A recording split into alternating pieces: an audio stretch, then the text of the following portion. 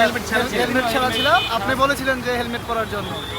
এর 5-6 দিন পরে আমি বাইক অ্যাক্সিডেন্ট করছি। আসসালামু আলাইকুম। আপনার একটা ভিডিও নিচ্ছি, নিব, একটু সাইড করেন গাড়িটা।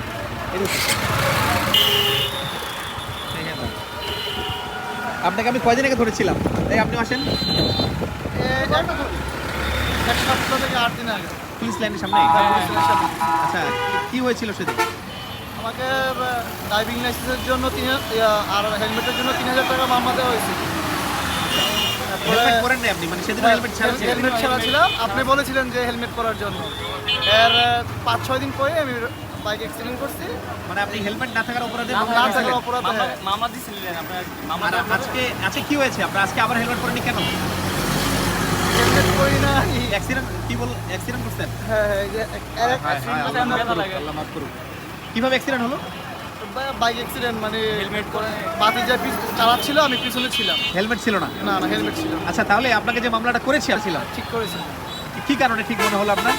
কারণ আপনারা চাচ্ছেন যে আমাদেরকে সচেতন করতে, কিন্তু আমরা সচেতন হই নাই বিধায় আজকে আমাদের এই অবস্থা। আচ্ছা, আমি আমার বাংলাদেশ পুলিশের পক্ষ থেকে মেসেজটা এরকম যে আপনি যদি হেলমেটটা সেদিন পরিহিত অবস্থায় থাকতেন, নাম্বার 1 আমি মামলা দিতাম না।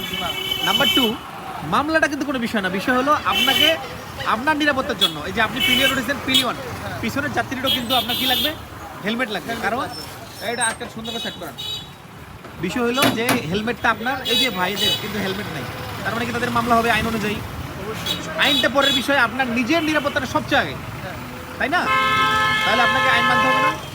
তরুণ সমাজের জন্য আপনি যে একটা অ্যাক্সিডেন্ট করেছেন, যেহেতু হেলমেট নাই, হেলমেট থাকলে কিন্তু আল্লাহ না করুক আপনি অ্যাটলিস্ট সুস্থ থাকার সম্ভাবনা ছিল, মাথাটা ফাটতো না আপনার।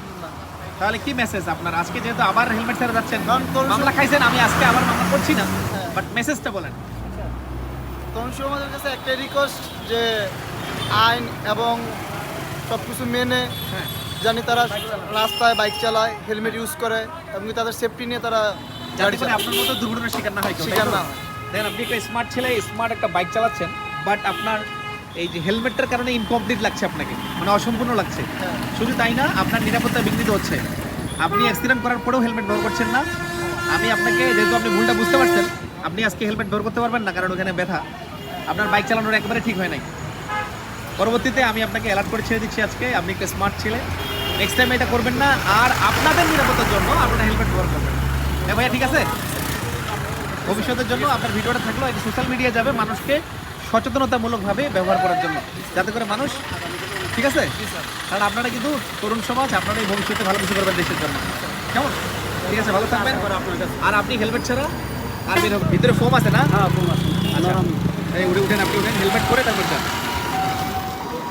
হ্যাঁ, এই যে ডাবল হেলমেট পরলে আপনি উঠেন, গাড়িতে উঠেন, হেলমেট আছে কিন্তু পরতে হবে। ডাবল হেলমেট পরলে আপনারা ভালো থাকবেন, নিরাপদে থাকবেন, সুস্থ থাকবেন, কেমন?